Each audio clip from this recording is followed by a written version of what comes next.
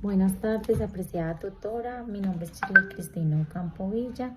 Pertenezco al grupo 125 y en este video voy a hacer una breve explicación de lo que es la ampliación de capital, cómo se debe hacer y lo que implica, ¿sí?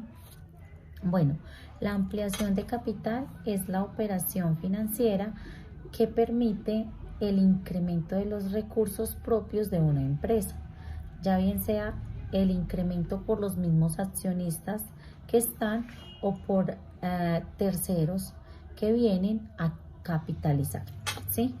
Hay varias formas de ampliación de capital. En este caso voy a mencionar tres que no son menos importantes que las otras o más importantes que las otras. La primera es mediante la emisión de acciones nuevas. ¿Esto qué quiere decir? Que los antiguos accionistas y el público en general pueden ampliar sus acciones referentes con la suscripción para la adquisición de nuevas acciones, con el fin de mantener su porcentaje en el capital social de la empresa, ¿sí? Debemos tener en cuenta que en este punto ellos hacen aclaración de que los accionistas tienen prelación cuando hay ventas de acciones. A los primeros, antes de buscar terceros que compren o que inviertan, se les dice a los accionistas que ya están, ¿sí?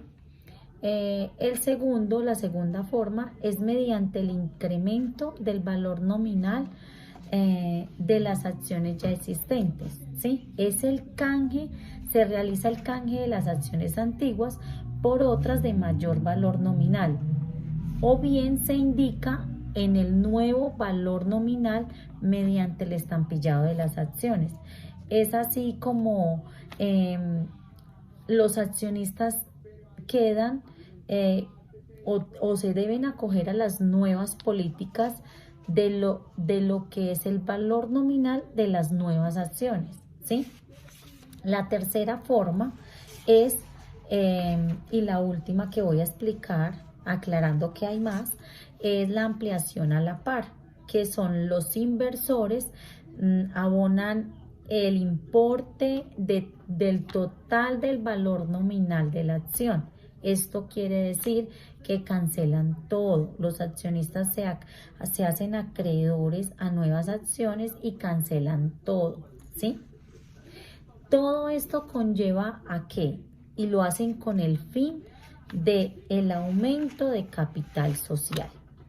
Y ese aumento, ¿cómo se hace o se realiza? Por medio de la creación de nuevos participantes, personas externas, o por la elevación del valor nominal de las ya existentes, ¿sí? Para todo lo anterior mencionado, debemos modificar los estatutos. O sea, cuando se compran acciones, cuando se adquieren nuevas acciones, la empresa debe dejar plasmado en sus estatutos los cambios y modificaciones que hicieron en la empresa, ¿sí? Es decir, que el proceso de ampliación de capital, que se llama ampliación de capital, debe verse reflejado en los nuevos estatutos, ¿sí? Al valor nominal actual con el que se adquirieron esas acciones, ¿sí? Eso se lleva ante un notario para que conste en escritura pública y para que quede legalmente registrado, ¿sí? Eso es muy importante para los accionistas, pues para el que compre las acciones, ¿sí? Ahora bien, vamos a hablar de la política de dividendos. Esta política es, a mi parecer, es de vital importancia para una empresa. ¿Por qué? Porque la política de dividendos es para hacer un análisis profundo de las ventas y las ganancias económicas de la compañía. Y también a su vez ayuda a la toma de decisiones futuras. Es decir, por ejemplo, si les fue muy bien, ellos quieren invertir en otro proyecto, entonces esta política de dividendos les ayuda a enfocar, o si por lo contrario quieren recibir un porcentaje, también es una muy buena opción en una empresa, ¿sí? Es el plan de acción que debe seguir la empresa para repartir sus utilidades entre los socios o accionistas, ¿sí? La política de dividendos también tiene o cuenta con varios aspectos importantes. Entre ellos yo voy a mencionar dos, que son el aumentar las utilidades de los socios de la empresa, ¿sí? Esto es lo que pues toda empresa quiere y desea en futuro, y es que sus ganancias se incrementen cada día, y disponer de un aumento de financiación.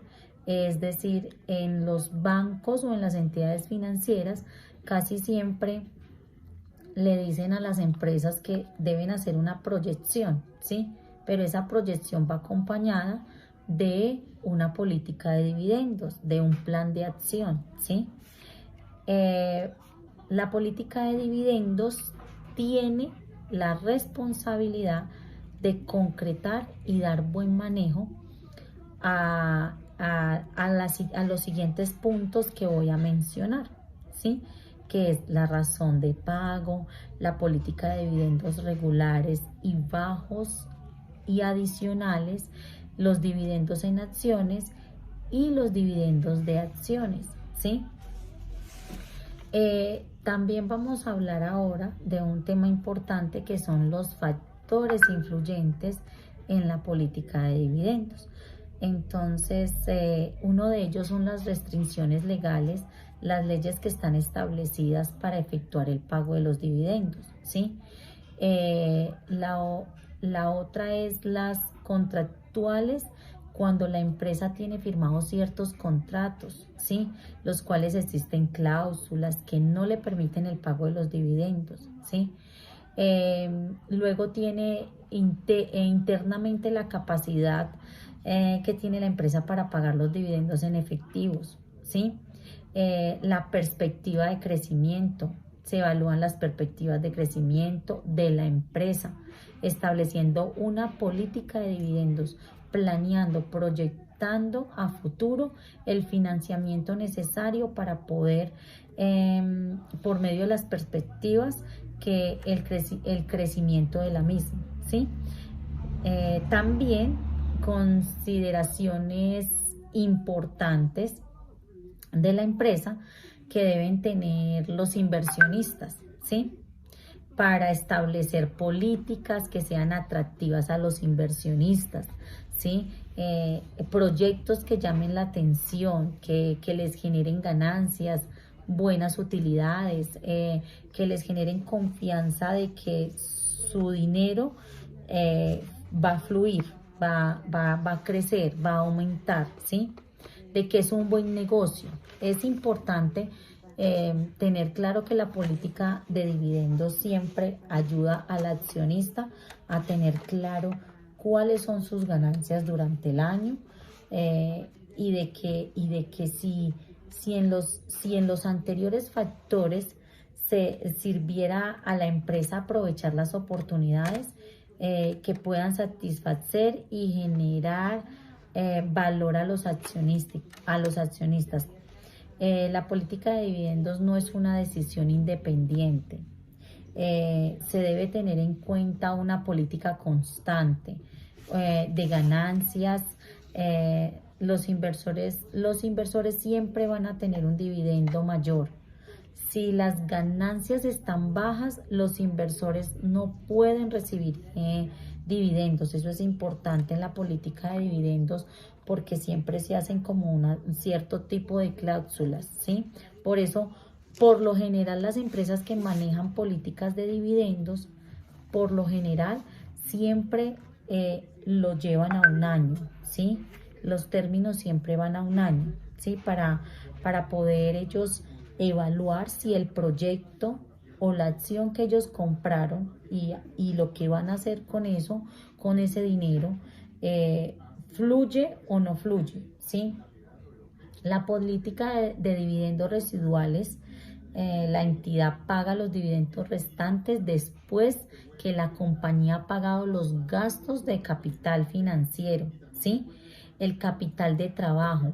Los inversores son muy precavidos, ¿sí? Como lo dije antes, ya que no se busca invertir a una empresa que justifique sus deudas por el hecho de pagar dividendos. Entonces, son muy cuidadosos en eso, en ese tema, ¿sí? Bueno, y es muy importante tener en claro el valor que tiene una empresa cuando es organizada y cuando tiene bien definidas sus políticas de dividendos. Muchísimas gracias y hasta una próxima oportunidad. Gracias.